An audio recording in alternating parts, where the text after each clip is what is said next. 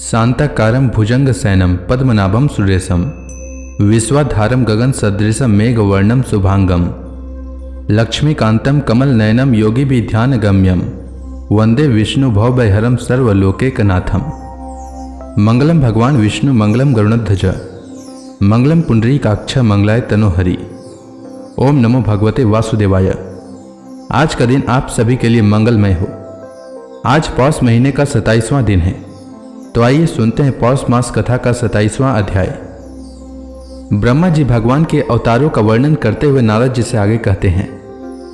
भगवान वामन अदिति के पुत्र में सबसे छोटे थे, परंतु गुणों की दृष्टि से वे सबसे बड़े थे, क्योंकि यज्ञ पुरुष भगवान ने इस अवतार में बलि के संकल्प छोड़ते ही संपूर्ण लोकों को अपने चरणों से ही नाप लिया था।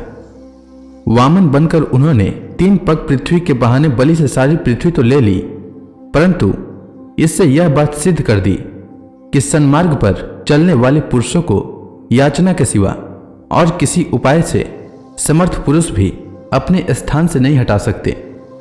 दैत्यराज बलि ने अपने सिर पर स्वयं वामन भगवान का चरणामृत धारण किया था। ऐसी स्थिति में उन्हें जो देवताओं के राजा इंद्र की पदवी मिली, इसमें कोई बलि का पुरुषार्थ नहीं था। अपने गुरु शुक्राचार्य के मना करने पर भी वे अपनी प्रतिज्ञा के विपरीत कुछ भी करने को तैयार नहीं हुए। और तो क्या, भगवान का तीसरा पग पूरा करने के लिए उनके चरणों में सिर रखकर उन्होंने अपने आप को भी समर्पित कर दिया। नारद, तुम्हारे अत्यंत प्रेम भाव से परम प्रसन्न होकर हंस के रूप में भगवान ने तुम्हें योग, ज्ञान और आत्म तत्व को प्रकाशित करने वाले भागवत धर्म का उपदेश किया। वह केवल भगवान के शरणागत भक्तों को ही सुगमता से प्राप्त होता है। वही भगवान स्वयंभू आदि मनवंतरों में मनु के रूप में अवतार लेकर मनु वंश की रक्षा करते हुए 10 दिशाओं में अपने सुदर्शन चक्र के समान तेज से बेरोक टोक निष्कंटक राज्य करते हैं। तीनों लोकों के ऊपर सत्य लोक तक उनके चरित्रों की कमनीय कीर्ति फैल जाती है, और उसी रूप में वे समय समय पर पृथ्वी के भारभूत दुष्ट राजाओं का दमन भी करते रहते हैं। स्वनाम धन्य भगवान धन्वंतरी अपने नाम से ही बड़े बड़े रोगियों के रोग तत्काल नष्ट कर देते हैं। उन्होंने अमृत पिलाकर देवताओं को अमर कर दिया और दैत्यों के द्वारा हरण किए हुए उनके यज्ञ भाग उन्हें फिर से दिला दिए। उन्होंने ही अवतार लेकर संसार में आयुर्वेद का प्रवर्तन किया। जब संसार में ब्राह्मण द्रोही आर्य मर्यादा का उल्लंघन करने वाले नारकीय क्षत्रिय अपने नाश के लिए ही देववश बढ़ जाते हैं और पृथ्वी के कांटे बन जाते हैं, तब भगवान महाप्रक्रमी परशुराम के रूप में अवतीर्ण होकर अपनी तीखी धार वाले फरसे से 21 बार उनका संहार करते हैं। मायापति भगवान हम पर अनुग्रह करने के लिए अपनी कलाओं भरत, शत्रुघ्न और लक्ष्मण के साथ श्री राम के रूप में इक्ष्वाकु के वंश में अवतीर्ण होते हैं। इस अवतार में अपने पिता की आज्ञा का पालन करने के लिए अपनी पत्नी और भाई के साथ वे वन में निवास करते हैं। उसी समय उनसे विरोध करके रावण उनके हाथों मरता है। त्रिपुर विमान को जलाने के लिए उद्यत शंकर के समान जिस समय भगवान राम शत्रु की नगरी लंका को भस्म करने के लिए समुद्र तट पर पहुंचते हैं, उस समय सीता के वियोग के कारण बढ़ी हुई क्रोधाग्नि से उनकी आंखें इतनी लाल हो जाती है कि उनकी दृष्टि से ही समुद्र के मगरमच्छ, सांप और ग्रह आदि जीव जलने लगते हैं और भय से थर थर कांपता हुआ समुद्र झटपट उन्हें मार्ग दे देता है। जब रावण की कठोर छाती से टकराकर इंद्र के वाहन ऐरावत के दांत चूर चूर होकर चारों ओर फैल गए थे, जिससे दिशाएं सफेद हो गई थी, तब दिग्विजयी रावण घमंड से फूलकर हंसने लगा था। वही रावण जब श्री रामचंद्र की पत्नी सीता को चुरा कर ले जाता है और लड़ाई के मैदान में उनसे लड़ने के लिए गर्वपूर्वक आता है, तब भगवान श्री राम के धनुष की टंकार से ही उसका घमंड प्राणों के साथ तत्क्षण विलीन हो जाता है। जिस समय झुंड के झुंड दैत्य पृथ्वी को रौंद डालेंगे, उस समय उसका भार उतारने के लिए भगवान अपने सफेद और काले केश से बलराम और श्री कृष्ण के रूप में काला अवतार ग्रहण करेंगे। वे अपनी महिमा को प्रकट करने वाले इतने अद्भुत चरित्र करेंगे कि संसार के मनुष्य उनकी लीलाओं का रहस्य बिल्कुल नहीं समझ सकेंगे। बचपन में ही पुतना के प्राण हर लेना, 3 महीने की अवस्था में पैर उछालकर बड़ा भारी छकड़ा उलट देना और घुटनों के बल चलते चलते आकाश को छूने वाले यमलार्जुन वृक्ष के बीच में जाकर उसे उखाड़ डालना, ये सब ऐसे कर्म हैं जिन्हें भगवान के सिवा और कोई कर ही नहीं सकता है। जब कालिया नाग के विष से दूषित हुआ यमुना जल पीकर बछड़े और गोप बालक मर जाएंगे, तब वे अपनी सुधामय कृपा दृष्टि की वर्षा से ही उन्हें जीवित कर देंगे और यमुना जल को शुद्ध करने के लिए वे उसमें विहार करेंगे तथा विष की शक्ति से जीभ लपलपाते हुए कालिया नाग को वहां से निकाल देंगे। उनकी यह लीला भी अलौकिक ही होगी। उनकी शक्ति वास्तव में अचिंत्य है। उनकी माता उन्हें बांधने के लिए जो जो रस्सी लाएंगी वही उनके उदर में पूरी नहीं पड़ेगी।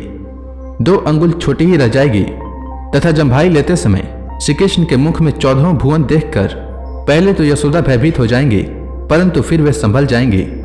वे नंद बाबा को अजगर के भय से और वरुण के पास से छुड़ाएंगे।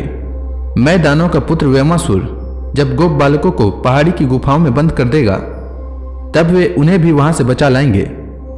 गोकुल के लोगों की जो दिन भर तो काम धंधे में व्याकुल रहते हैं और रात को अत्यंत थक कर सो जाते हैं, साधनाहीन होने पर भी वे अपने परम धाम में ले जाएंगे।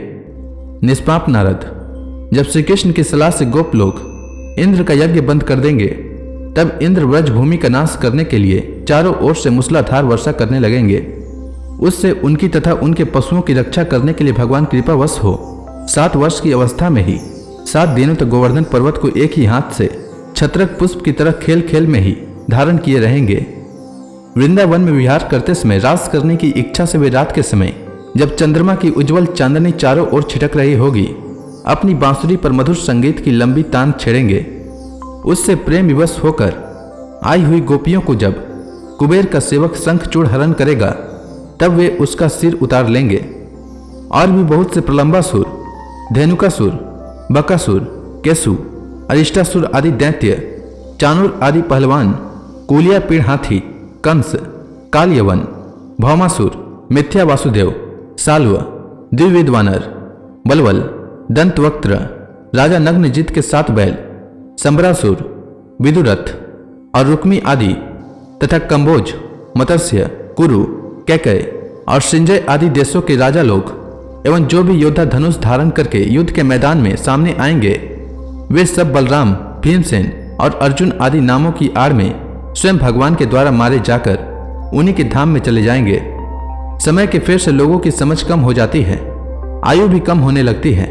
उस समय जब भगवान देखते हैं कि अब ये लोग मेरे तत्व को बतलाने वाली वेद वाणी को समझने में असमर्थ होते जा रहे हैं, तब प्रत्येक कल्प में सत्यवती के गर्भ से व्यास के रूप में प्रकट होकर वे वेद रूपी वृक्ष का विभिन्न शाखाओं के रूप में विभाजन कर देते हैं। देवताओं के शत्रु दैत्य लोग भी वेद मार्ग का सहारा लेकर मैं दानों के बनाए हुए अदृश्य वेग वाले नगरों में रहकर लोगों का सत्यानाश करने लगेंगे। तब भगवान लोगों की बुद्धि में मोह और अत्यंत लोभ उत्पन्न करने वाले वेश धारण करके बुद्ध के रूप में बहुत से उपधर्मों का उपदेश करेंगे।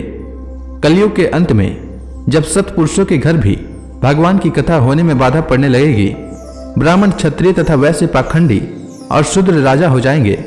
यहाँ तक कि कहीं भी स्वाहा स्वधा और वष्टकार की ध्वनि देवता पितरों के यज्ञ सदा की बात तक नहीं सुनाई पड़ेगी।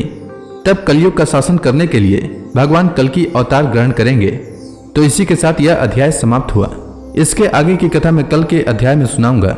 तब तक के लिए भगवान हरि का नाम लेते रहें।